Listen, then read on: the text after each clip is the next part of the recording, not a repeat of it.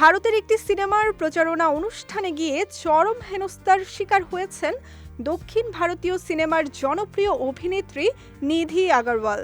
রাজা সাব সিনেমার গান মুক্তি উপলক্ষে আয়োজিত ওই অনুষ্ঠানে অতিরিক্ত ভিড় ও বিশৃঙ্খলার কারণে তাকে অপ্রীতিকর পরিস্থিতির মুখে পড়তে হয়।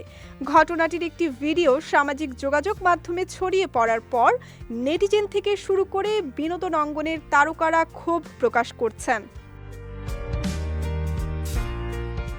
ঘটনাটি ঘটে অনুষ্ঠান শেষে পেছনের গেট দিয়ে বের হওয়ার সময়।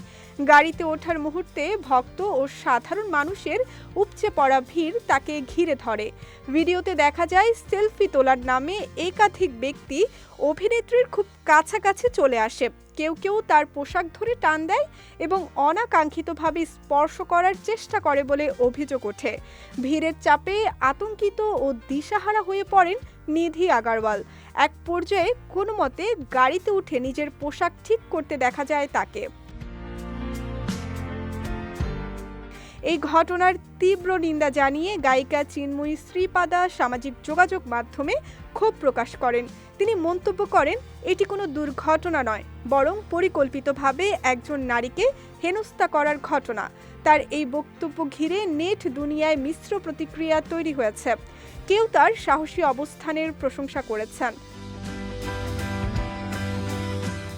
এদিকে এই ঘটনার পরও নিধি আগরওয়ালের পক্ষ থেকে এখনও আনুষ্ঠানিক কোনো বক্তব্য পাওয়া যায়নি। তবে এই ঘটনা তারকাদের নিরাপত্তা ও জনসমাগম ব্যবস্থাপনা নিয়ে নতুন করে প্রশ্ন তুলেছে।